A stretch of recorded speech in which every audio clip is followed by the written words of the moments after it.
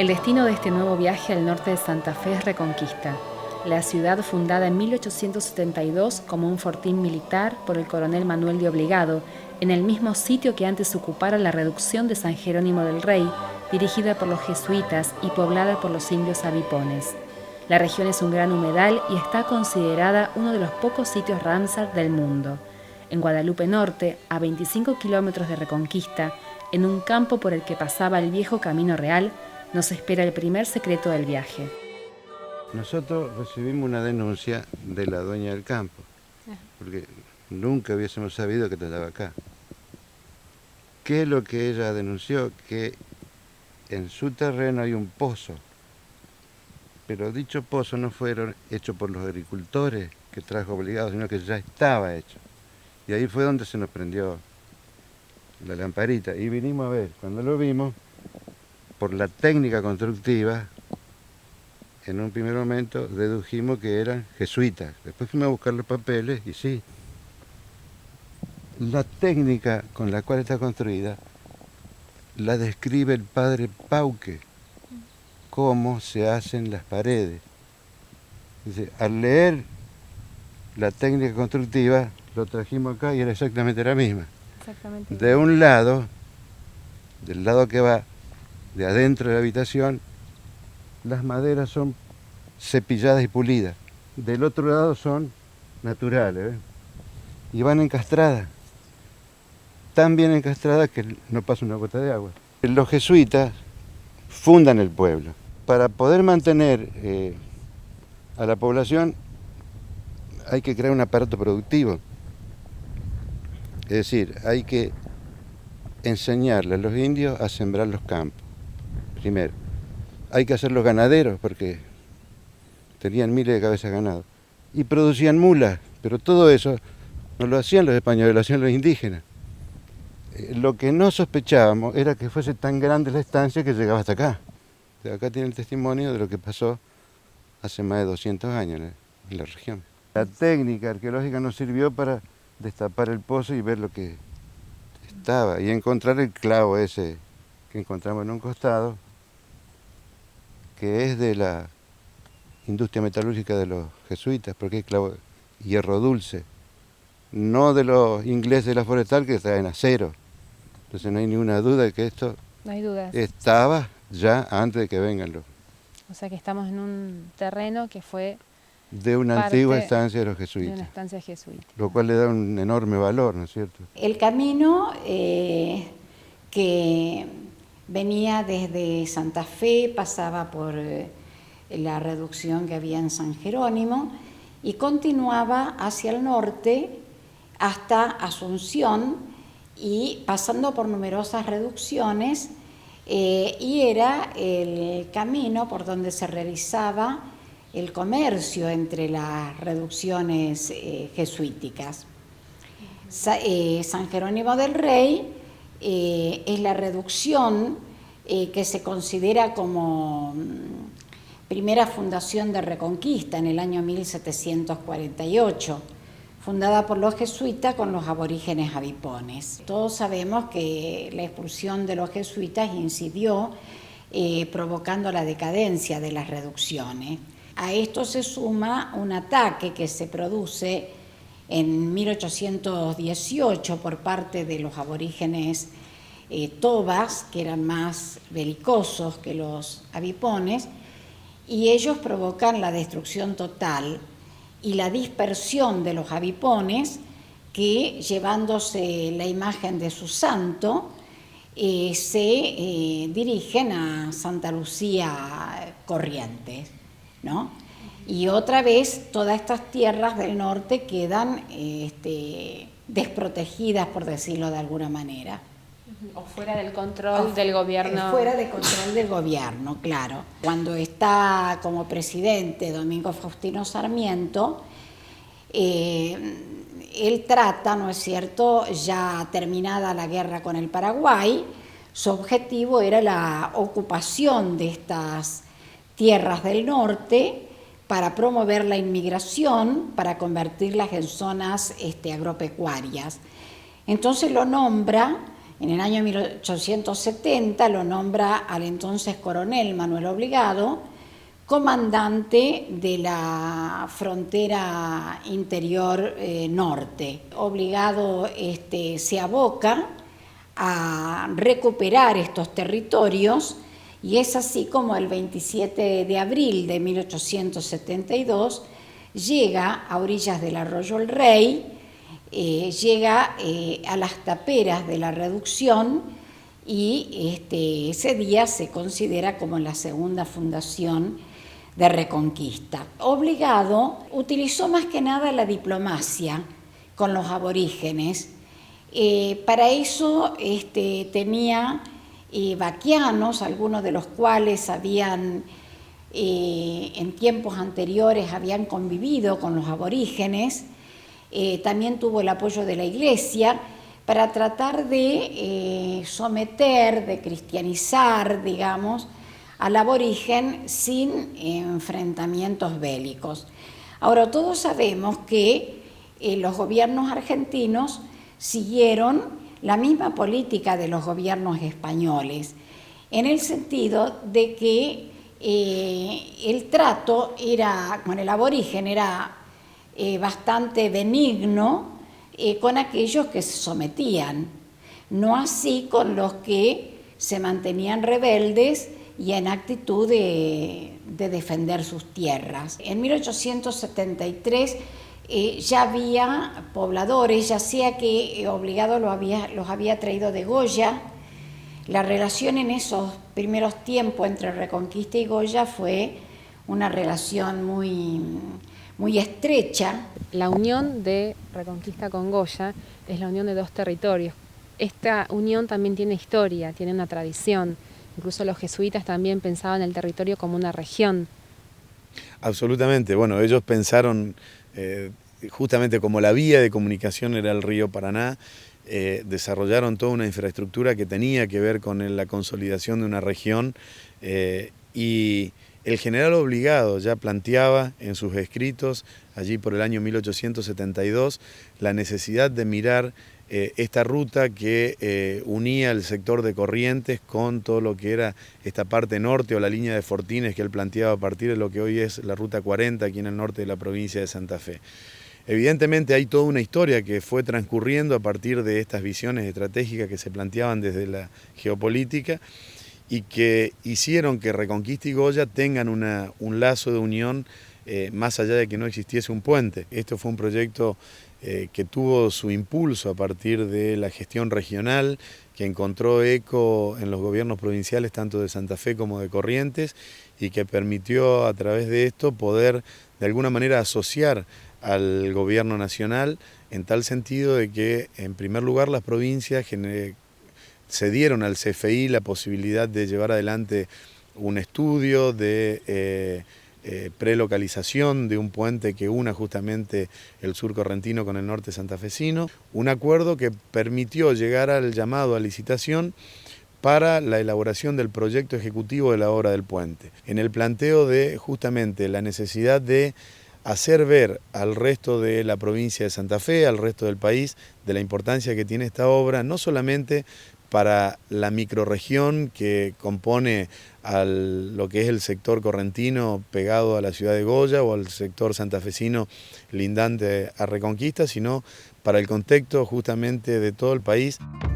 Conocer las tradiciones pero también lo nuevo, descubrir las marcas históricas de Reconquista, presentes también en su producción cultural contemporánea.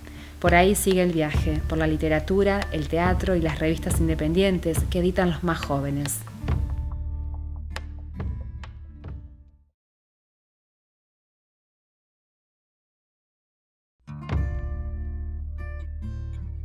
Sacerdote, teólogo, filósofo y poeta, Leonardo Castellani nació en Reconquista en 1899 y murió en 1981 en Buenos Aires.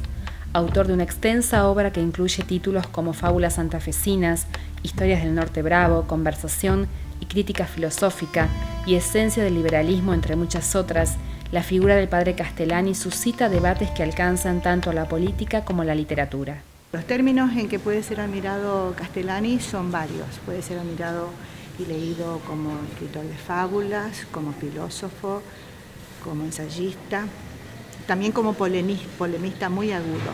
¿De qué manera aparece la región, la historia de Reconquista en la obra de Castellani? Y aparece, por ejemplo, en esos relatos del Norte Bravo, en su, vamos a llamar, en su lenguaje oral, porque lo que interesa o lo que atrae de él es que muchas veces él escribe como si estuviera hablando. Entonces ahí recupera el tono nuestro. El tono de toda nuestra zona es un tono que está unido, podemos decir, o consustanciado, no con el sur de la provincia, sino con el norte, con la zona de Corrientes, del Chaco. Por eso se dice que Reconquista es una zona mestiza. Lo somos, nosotros no somos ni totalmente gringos, ni totalmente aborígenes, ni criollos. Somos una zona donde se entrecruzan muchos de estos grupos. A mi criterio, lo más interesante y lo que va a durar es precisamente donde él rescata el lenguaje oral, donde él rescata precisamente o usa ese nivel de lengua, que serían sus fábulas, sus camperas. Pero hoy, ¿dónde está ubicada esta obra? Esta obra está ubicada en esa intersección, entre lo regional y lo universal. Porque ¿a usted le parece que todavía no está valorada suficientemente? No está valorada suficientemente. Porque él ha entrado en una controversia en vida muy dura. Su controversia era política y era una controversia religiosa con su propia orden, la Compañía de Jesús, y también una controversia, no sé si ya dije, política, con un aspecto del peronismo, puesto que él estaba dentro del nacionalismo.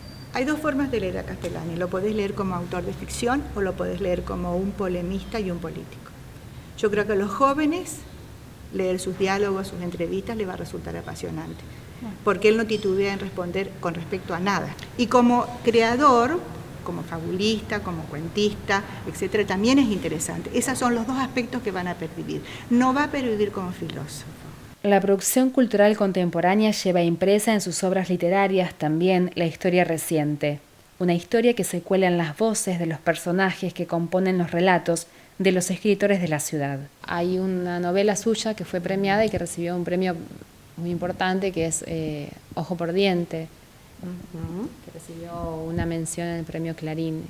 Quería que me cuente algo de esa novela. Lamentablemente no publicaron la obra, porque yo creo que la obra, el primero que no estaba dentro de la política de la editorial publicar los segundos premios, y segundo, creo que yo no creo que era, el perfil del bestseller que ellos esperarían para publicar. Tiene un tema que aparentemente es trillado, como el tema de del tratamiento de la dictadura tan sangrienta que hemos tenido en el país. Tiene una cosa extraña que yo no pensé que me iba a salir así. Nunca salen las cosas como uno prevé, como el escritor prevé, que es un especial sentido del humor. Sé que en Reconquista la dictadura fue particularmente feroz. Exactamente. Muchos desde afuera no lo sabían, no supieron cuánto sufrimos. Yo como profesora tuve muchos compañeros y alumnos que han sufrido mucho hasta el punto de que hubo alumnos desaparecidos. Pero yo esa historia no la pude escribir enseguida, jamás pude hacerlo, hasta, fíjense ustedes, hasta que pasó tanto tiempo, ¿no? Tanto tiempo. La necesidad, como me preguntaste, viene de allí, y la imposibilidad de escribirla pronto fue como nos ha pasado a muchos, es decir, que tuvimos que dejar pasar mucho tiempo para poder llegar a hablar de eso sin tanto dolor. ¿Cómo vivió y se recuperó de ese periodo de absoluta censura? Yo no me recuperé nunca. Yo creo que eso es un duelo que uno lo vive toda la vida, como se dice, uno tiene que vivir con eso. Siendo muy pequeño empecé a hacer teatro en Reconquista. Y empecé a hacerlo en grupos independientes, que en ese momento se llamaban vocacionales, aquí en Reconquista, y seguí haciéndolo hasta 1976. ¿Qué pasó ahí? la dictadura militar me encarceló en 1976, estuve encarcelado hasta 1979. Y entonces cuando yo salí de allí, salí con tantas ganas de hacer cosas, sobre todo teatro, pero era imposible hacerlo porque el estado de sitio impedía que haya reuniones, ¿no? Además yo era muy vigilado y no quería comprometer a amigos o a compañeros de teatro que pudieran unirse a mi proyecto. Y en mi desesperación por hacer algo dije, ya sé, voy a hacer títeres. ¿Cómo se cruza en tu vida de titiritero profesional tu interés por escribir una novela que justamente narra una historia que tiene que ver con la dictadura? Nunca había pensado en escribir una novela.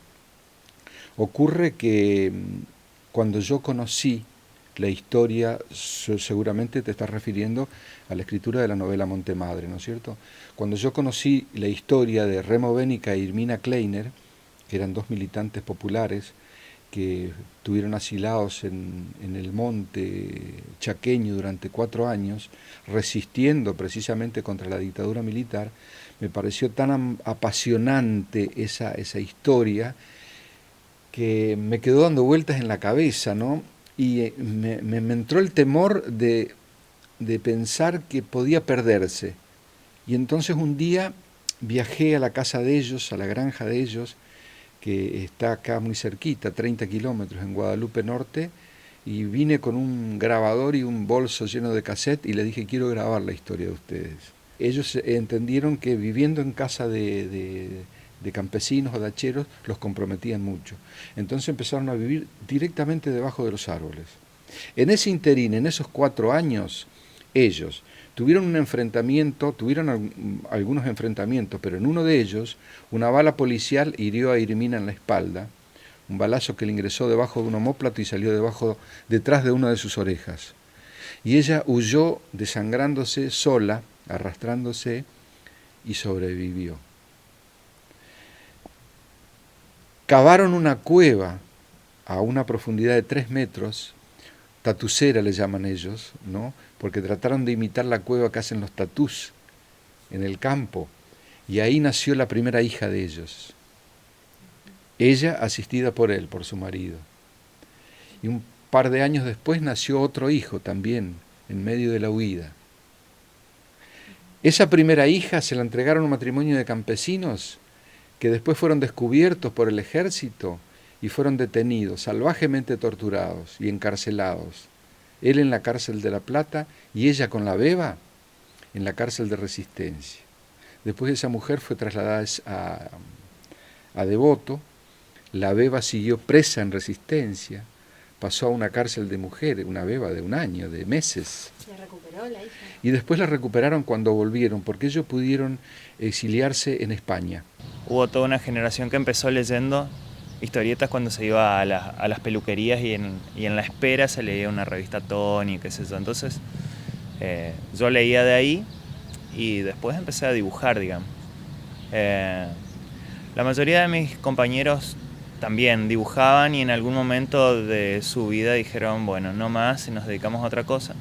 Y yo, uno de los pocos cabezaduras, seguía en lo mismo. Un momento muy importante en tu carrera como historietista fue un concurso que pedían leyendas de la zona, ¿no? Y vos Sí. pudiste recuperar con ese concurso leyendas de Reconquista.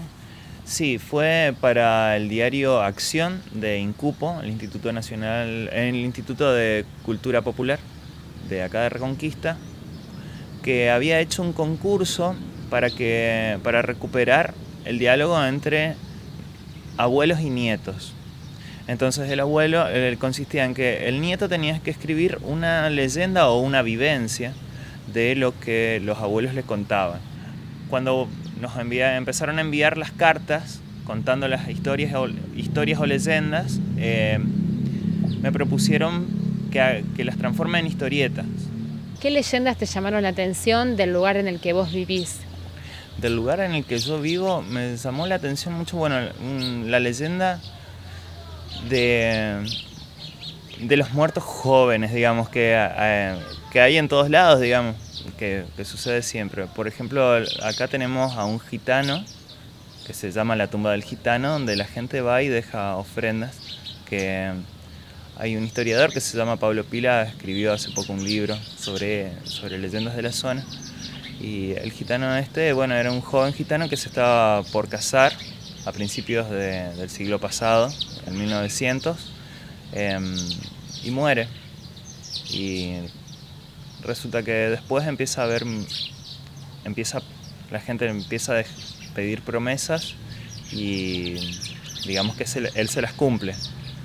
La tumba todavía está en el cementerio de la ciudad y ahí todavía vas a ver ofrendas desde monedas hasta cigarrillos, hasta cintas. La que yo ilustré es una historia que no es de Reconquista, sino que es de Perú, que hasta allá llega la revista de Incupo, que es sobre el nacimiento de un tipo de pájaro. ¿Qué otras cosas haces?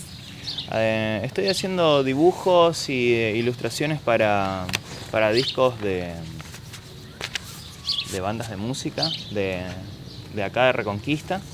Hay una buena movida de diversidad musical. Y lo bueno es que como somos pocos, digamos, algo que siempre valoramos los que escuchamos rock acá es que somos pocos y no nos podemos dividir en tribus. En Reconquista es posible reconocer una trama en la que se mezclan el pasado y el presente, como con la música que interpreta el Coro Polifónico Municipal de Reconquista, que rescató viejas obras del Archivo Musical de Chiquitos, en Bolivia, un sitio en el que se encontraron composiciones que datan del período de las misiones jesuíticas.